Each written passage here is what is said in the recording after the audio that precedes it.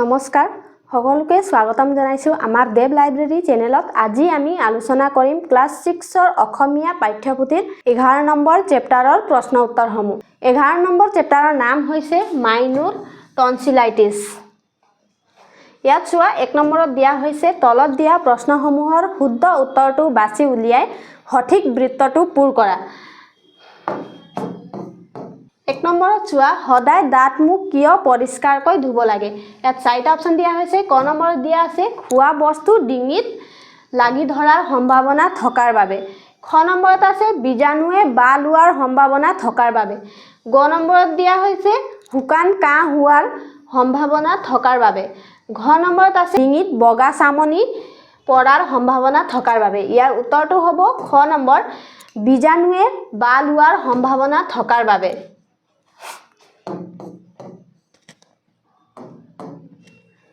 2 number প্ৰশ্ন দিয়া হৈছে মুন্টি আৰু জুন্টিৰ মনটো কিয় বেয়া লাগি আছিল। ক নম্বৰত দিয়া হৈছে মাইনুৰ জ্বৰ আৰু ডিঙিৰ বিষ হোৱাৰ বাবে। খ নম্বৰত আছে নয়ন খুৰাই আইচক্ৰীম খোৱাৰ বাবে। গ নম্বৰত আছে মাইনু স্কুললৈ নোযোৱাৰ বাবে। ঘ নম্বৰত দিয়া হৈছে পেহীয়েকে সিহঁতক ধমকি দিয়াৰ বাবে। ইয়াৰ উত্তৰটো হ'ব ক নম্বৰ মাইনুৰ জ্বৰ আৰু ডিঙিৰ বিষ হোৱাৰ বাবে। 2 নম্বৰ প্ৰশ্নত চোৱা তুমি ওপৰৰ উত্তৰকেইটা কিয় শুদ্ধ বুলি বাছি ল'লা। তোমাৰ সহপাঠীৰ লগত আলোচনা কৰি কোৱা। এই ওপৰৰ দুটা MCQৰ প্ৰশ্ন উত্তৰসমূহ তোমালোকে শুদ্ধ বুলি কিয় বাছি ল'লা ইয়াৰ কাৰণ তোমালোকক লিখিবলৈ কোৱা হৈছে। তো তোমালোকে উত্তৰত লিখিবা মই প্ৰথম প্ৰশ্নৰ উত্তৰটো খ শুদ্ধ বুলি বাছি ল'লো কাৰণ দাঁত মুখ পৰিষ্কাৰ নকৰিলে মুখত বীজাণু সহজে জন্ম লয়। এই বীজাণুৱে বাহ আৰু নানা ৰোগৰ সৃষ্টি কৰে। ইয়াৰ ফলত আমাৰ দাঁত ক্ষয় মুখত বগা চামনি বা গন্ধ আদি হয়।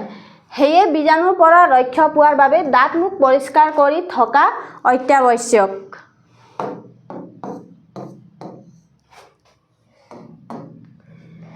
তাৰ পাছত মই দ্বিতীয় প্ৰশ্নৰ উত্তৰটো ক শুদ্ধ বুলি বাছি ল'লো কাৰণ পাঠখনত স্পষ্টকৈ কোৱা হৈছে যে মাইনু অসুস্থ হৈছিল। তাইৰ জ্বৰ আছিল আৰু ডিঙিটো বিষ আছিল। এই কথা শুনি মুন্টি আৰু জুন্টিৰ মনটো বৰ বেয়া লাগিছিল। সিহঁতে মাইনুৰ সৈতে খেলিবলৈ পোৱা নাছিল আৰু তাইৰ কষ্টত দুখী হৈছিল। 3 নম্বৰ প্ৰশ্নত চোৱা তলত দিয়া শব্দবোৰ অৰ্থৰ সৈতে মিলোৱা। ইয়াত শব্দ আৰু অৰ্থ দিয়া হৈছে। এই শব্দৰ লগত ইয়াৰ অৰ্থৰ সৈতে মিলাবলৈ কোৱা হৈছে। ইয়াত চোৱা শব্দ তাৰ পাছত অৰ্থ। ইয়াৰ সাৰ্থক শব্দৰ অৰ্থ হৈছে উদ্দেশ্য সিদ্ধি হোৱা সফল। খুকখুকাই শব্দৰ অৰ্থ হৈছে বৰকৈ মুখ নেমেলাকৈ মৰা হাঁহি। গ্ৰন্থি শব্দৰ অৰ্থ হৈছে জীৱৰ কোষৰ পৰা হৰমন ওলোৱা অংশ। আক্ৰান্ত শব্দৰ অৰ্থ হৈছে পীড়িত। চামনি শব্দৰ অৰ্থ হৈছে বস্তুৰ ওপৰত পৰা তৰপ। পটককৈ শব্দৰ অৰ্থ হৈছে অতি কম সময়ৰ ভিতৰত লৰালৰিকৈ। তাৰ পাছত আছে বাতবিষ। বাতবিষ শব্দৰ অৰ্থ হৈছে শৰীৰৰ জোৰা উখহা এবিধ ৰোগ।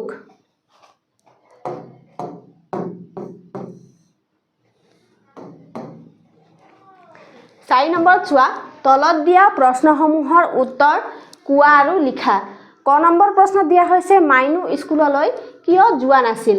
ইয়াৰ উত্তৰটো হ'ব মাইনু স্কুললৈ জ্বৰ আৰু ডিঙিৰ বিষৰ কাৰণে যোৱা নাছিল।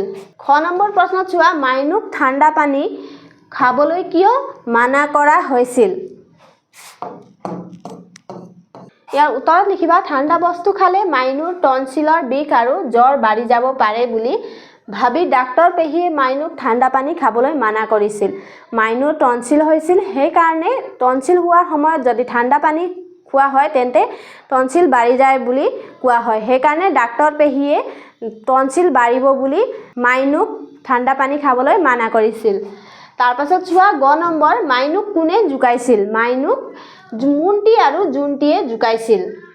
ঘ নম্বৰ প্ৰশ্ন চোৱা টনচিল কি টনচিল হ'ল এটা গ্ৰন্থি আমাৰ শৰীৰৰ কামত অহা অংশ ইহঁতে আমাৰ দেহটোক ৰোগৰ আক্ৰমণৰ পৰা ৰক্ষা কৰে কেতিয়াবা সিহঁতো নিজে বীজাণুৰ দ্বাৰা আক্ৰান্ত হয় তেতিয়া সিহঁত উখহি উঠে ৰঙা পৰে আৰু বিষায় টনচিলৰ অসুখ হ'লে জ্বৰ উঠে আৰু ডিঙিৰ বিষ হয় ইয়াকে টনচিলাইটিছ বুলি কোৱা হয় তাত কি বুজিলা তাত টনচিল হৈছে এটা গ্ৰন্থি ই আমাৰ শৰীৰৰ কামত অহা এটা অংশ এই গ্ৰন্থিকেইটাই আমাক বীজাণুৰ আক্ৰমণৰ পৰা ৰক্ষা কৰে কিন্তু কেতিয়াবা সেই গ্ৰন্থিসমূহ নিজে বীজাণুৰ দ্বাৰা আক্ৰান্ত হয় আক্ৰান্ত হোৱাৰ পাছত সেই গ্ৰন্থিবোৰ ফুলি উঠে বিষায় আৰু আমাৰ জ্বৰ হয় ইয়াকে টনচিল বুলি কোৱা হয়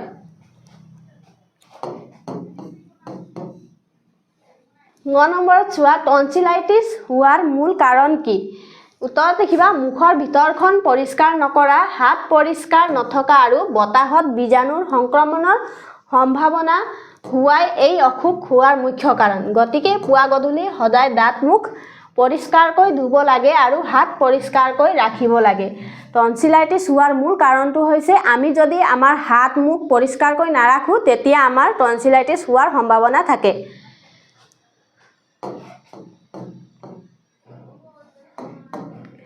তাৰপাছত চোৱা প্ৰথম 6 নম্বৰ টনচিলাইটিছৰ বীজাণু শৰীৰত কেনেদৰে প্ৰৱেশ কৰে উত্তৰত হ'ব টনচিলাইটিছৰ বীজাণু কেতিয়াবা মুখৰ ভিতৰখন পৰিষ্কাৰ কৰি নথলেও বীজাণুৱে বাহ ল'ব পাৰে যদি আমি আমাৰ মুখখন পৰিষ্কাৰকৈ নাৰাখোঁ তেতিয়া টনচিলাইটিছ হ'ব পাৰে 5 নম্বৰ প্ৰশ্ন চোৱা তলত দিয়া প্ৰশ্নকেইটাৰ উত্তৰ আলোচনা কৰি কোৱা আৰু লিখা ক নম্বৰ প্ৰশ্ন দিয়া হৈছে টনচিলাইটিছ হ'লে আমাৰ শৰীৰত কি কি লক্ষণে দেখা দিয়ে যদি আমাৰ টনচিল হয় তেতিয়া আমাৰ শৰীৰত কি কি লক্ষণে দেখা দিয়ে উত্তৰত লিখিবা টনচিলাইটিছ হ'লে আমাৰ শৰীৰত বিভিন্ন লক্ষণ দেখা দিয়ে যেনে জ্বৰ ডিঙি বিষ ইত্যাদি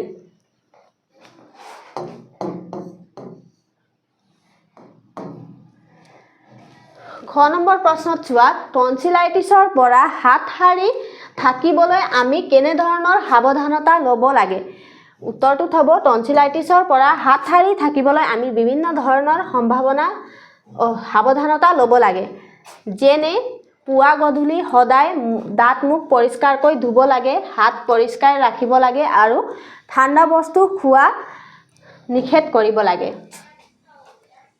6 নম্বৰ প্ৰশ্ন চোৱা কোনে কাক আৰু কিয় কৈছিল ইয়াত ক নম্বৰ প্ৰশ্নত দিয়া আছে তোমালোকে মাইনুক কিয় জুকাইছা এই কথাষাৰ কোনে কাক আৰু কিয় কৈছিল ইয়াৰ উত্তৰত হ'ব এই কথাষাৰ ডাক্তৰ পেহীয়ে মুন্টি আৰু জুন্টিক কৈছিল কাৰণ মুন্টি আৰু জুন্টিয়ে অসুস্থ মাইনুক দুষ্টামি কৰি জুকাইছিল খ নম্বৰত আছে মাইনুৰ টনচিল দুটা কেতিয়া কাটিবা এই কথাষাৰ কোনে কাক আৰু কিয় কৈছিল এই কথাষাৰ জুন্টিয়ে ডাক্তৰ পেহীক কৈছিল কাৰণ মাইনুৱে ডাক্তৰ পেহীৰ দ্বাৰা দিয়া টনচিল কাটি পেলোৱাৰ ব্যাখ্যা মনোযোগ সহকাৰে শুনি থকা নাছিল গ নম্বৰত চোৱা টনচিলাইটিছ হ'লে পনীয়া আহাৰ খাব লাগে এই কথাষাৰ ডাক্তৰ পেহীয়ে মুন্টিক কৈছিল কাৰণ তেওঁ টনচিলাইটিছৰ লক্ষণ আৰু সাৱধানতা বুজাই মুখ পৰিষ্কাৰ ৰখা আৰু স্বাস্থ্যসন্মত অভ্যাসৰ ওপৰত গুৰুত্ব আৰোপ কৰি এই উপদেশ দিছিল তাৰপিছত চোৱা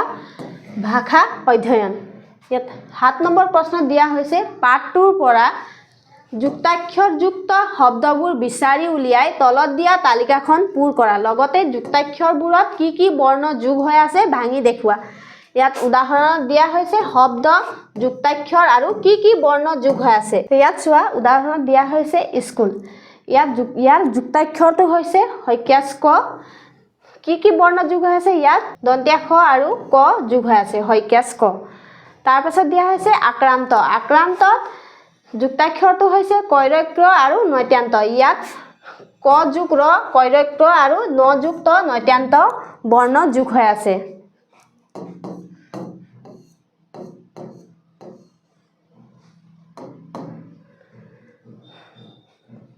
তাৰপাছত চোৱা ঠাণ্ডাত নৈদ্যান্ত যুক্তাক্ষৰ আছে আৰু ইয়াত ন যোগ দ নৈদ্যান্ত বৰ্ণ যোগ হৈ আছে তাৰপাছত চোৱা অসম্ভৱ মধ্যাম্ব ম যোগ ভ মধ্যাম্ব তাৰ পাছত জ্বৰ জৰ্জব্য জ যোগ ব জৰ্জব্য হৈত্যস্ত হ যোগ হ হৈত্যস্ত তাৰ পাছত আছে বন্ধ ন যোগ নৈধ্যান্ধ ন যোগ ধ নৈধ্যান্ধ তাৰ পাছত অশান্তি নৈত্যান্ত ন যুক্ত নৈত্যান্ত 8 নম্বৰ প্ৰশ্ন চোৱা তলত দিয়া দফা দুটাৰ উপযুক্ত স্থানত যতি চিহ্ন বহুৱা আৰু পৰা ইয়াত ক নম্বৰত দিয়া আছে বীজাণুবোৰ আমাৰ উশাহত ভিতৰলৈ সোমাই কেতিয়াবা মুখৰ ভিতৰখন পৰিষ্কাৰ কৰি নথলেও বীজাণুৱে বা ল'ব পাৰে গতিকে পুৱা গধূলি সদায় দাঁত মুখ পৰিষ্কাৰকৈ ধুব লাগে টনচিলাইটিছ হলে ডিঙিৰ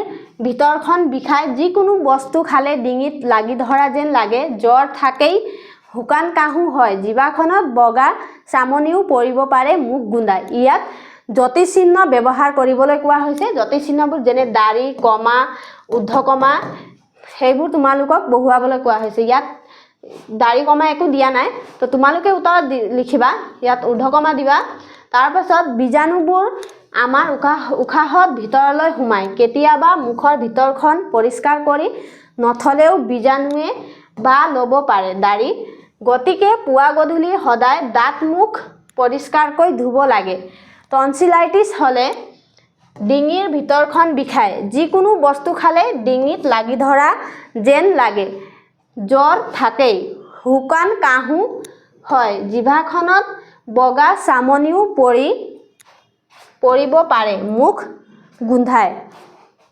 তাৰপিছত দাঢ়ি দি ঊৰ্ধ্ব কমা দিবা তাৰপাছত চোৱা খ নম্বৰ প্ৰশ্নত মুখ গোন্ধায় বুলি কোৱাৰ লগে লগে মুন্তিয়ে মাইনুক চিঞৰি ক'লে মাইনু মই কওঁ নহয় সদায় দাঁত ব্ৰাছ কৰি মুখ পৰিষ্কাৰকৈ ধুবলৈ এতিয়া মজা পাইছা ডাক্তৰ পেহী তাৰ পাছত কোৱা ইয়াত মুখ গোন্ধায় বুলি কোৱাৰ লগে লগে মুন্তিয়ে মাইনুক চিঞৰি ক'লে মাইনু মই কওঁ নহয় সদায় দাঁত ব্ৰাছ কৰি মুখ পৰিষ্কাৰকৈ ধুবলৈ এতিয়া মজা পাইছা ডাক্তৰ পেহী তাৰ পাছত কোৱা 9 নম্বৰ প্ৰশ্ন দিয়া হৈছে তলত দিয়া শব্দকেইটা প্ৰয়োগ কৰি বাক্য ৰচনা কৰা ইয়াত কেইটামান শব্দ দিয়া হৈছে এই শব্দৰ পৰা তোমালোকক বাক্য ৰচনা কৰিবলৈ কোৱা হৈছে ইয়াত প্ৰথমত চোৱা বীজাণু এই বীজাণুৰ পৰা শব্দ বাক্য ৰচনা কৰিবলৈ কোৱা হৈছে তো তোমালোকে লিখিবা বীজাণু সংক্ৰমণৰ ফলত মানুহে নানা ধৰণৰ অসুখত আক্ৰান্ত হয় 2 নম্বৰত আছে সাৰ্থক স্বাস্থ্য সজাগতাৰ বাৰ্তা প্ৰচাৰত স্কুলখনৰ উদ্যম সাৰ্থক হৈছে 3 নম্বৰত আছে পৰিষ্কাৰ সুস্থ থাকিবলৈ সদায় দাঁত মুখ পৰিষ্কাৰ ৰখা উচিত 4 নম্বৰত আছে আক্ৰান্ত মুন্তিয়ে ভাইৰাছত আক্ৰান্ত হৈ বিচনাত পৰি আছে 5 নম্বৰত আছে অসুখ স্বাস্থ্যসন্মত জীৱন যাপন কৰিবলৈ বহু ধৰণৰ অসুখৰ পৰা ৰক্ষা পোৱা যায় 6 নম্বৰ আছে ঠাণ্ডা টনচিলাইটিছ হলে ঠাণ্ডা পানী খাব নালাগে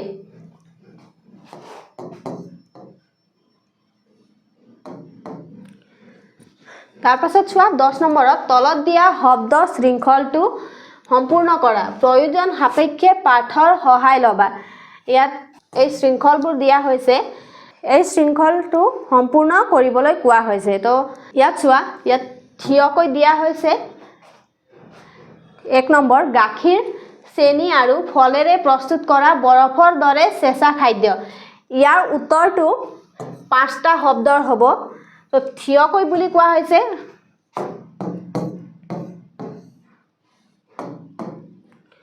তো থিয়কৈ হৈছে এইবিলাক তাৰ পাছত পথালিকৈ হৈছে এইবিলাক তাত 1 নম্বৰত আছিলে এই 1 নম্বৰটো হৈছে ইয়াৰ উত্তৰটো এই আইসক্ৰীম 2 নম্বৰ চোৱা দেহৰ এটা সমাৰ্থক শব্দ ইয়াৰ উত্তৰটো 3টা শব্দৰ হ'ব চোৱা ইয়াৰ উত্তৰটো হৈছে শৰীৰ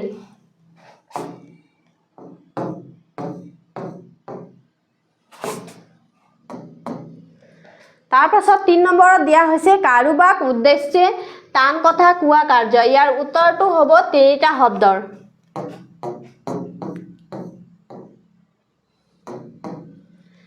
ইয়াত চোৱা এই 3 নম্বৰ ইয়াৰ উত্তৰটো হৈছে ধমকি 4 নম্বৰ প্ৰশ্নত হৈছে তেজৰ ৰং ইয়াৰ উত্তৰটো 2টা শব্দৰ হ'ব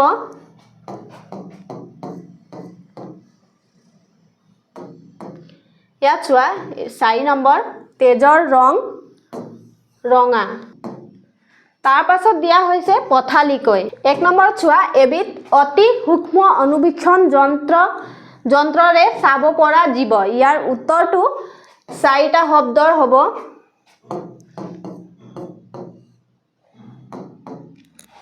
পথালিকৈ আছিলে, পথালিকৈ হৈছে এইটো। তাৰ পাছত প্ৰশ্নটো আছিলে 1 নম্বৰৰ। ইয়াত চোৱা 1 নম্বৰত দিয়া হৈছে, ইয়াৰ উত্তৰটো হ'ব ভাইৰাছ।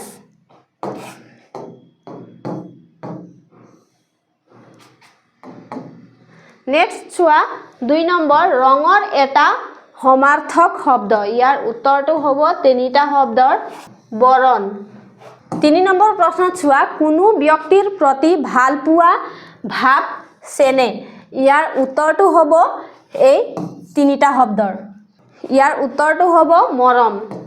4 নম্বৰ চোৱা অসুখ হ'লে হোৱা শৰীৰৰ উষ্ণতা বৃদ্ধি। ইয়াৰ উত্তৰটো হৈছে 2টা শব্দৰ। ইয়াত চোৱা 4 নম্বৰ আছিলে, 4 নম্বৰ 2টা শব্দৰ জ্বৰ।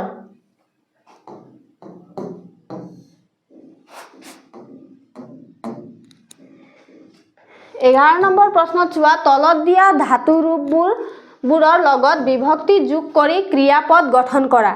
ইয়াত প্ৰথমত চোৱা ইয়াত দিয়া আছে দি যোগ উ। ইয়াৰ উত্তৰটো হ'ব দিওঁ। তাৰপাছত আছে হাঁহ যোগ এ, হাঁহে। উঠ যোগ আ, উঠা।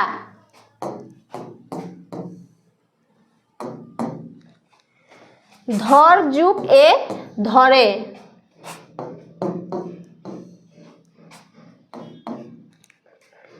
পৰ যোগ অ, পৰা। পৰ যোগ উ, পৰু। 12 নম্বৰ প্ৰশ্নত চোৱা তলত দিয়া বাক্যকেইটাৰ ক্ৰিয়াপদবোৰত কি কি ক্ৰিয়া বিভক্তি যোগ হৈ আছে লিখা। ক নম্বৰত চোৱা ৰোগত আক্ৰান্ত হ'লে আমাৰ শৰীৰ দুৰ্বল হৈ পৰে। ইয়াত পৰে শব্দটো হৈছে ক্ৰিয়াপদ।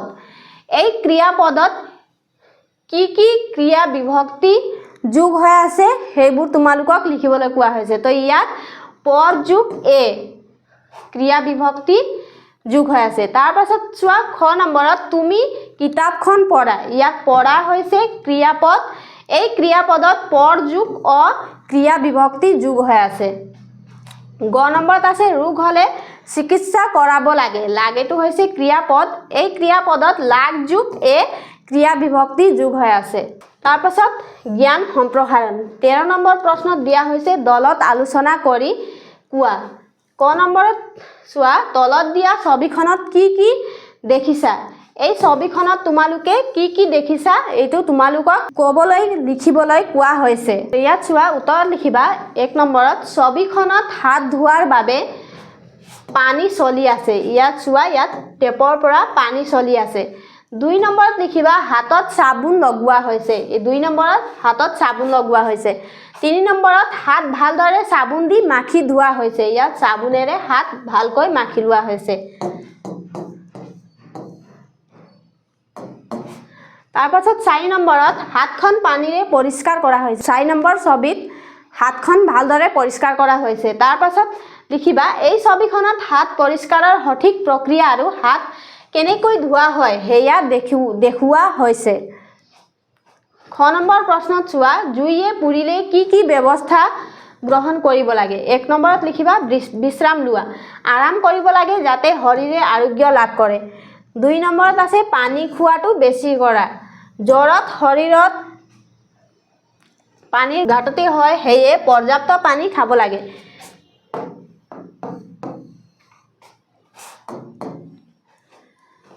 3 নম্বৰ আছে ঔষধ সময়মতে খোৱা। ডাক্তৰৰ প্ৰেছক্ৰিপশ্যন অনুসৰি ঔষধ খাব লাগে। 4 নম্বৰ আছে সুস্থ পৰিৱেশত থকাৰ ব্যৱস্থা কৰা। ঘৰত পৰিষ্কাৰ সুতৰা শীতল আৰু আৰামদায়ক পৰিৱেশ থাকিব লাগে।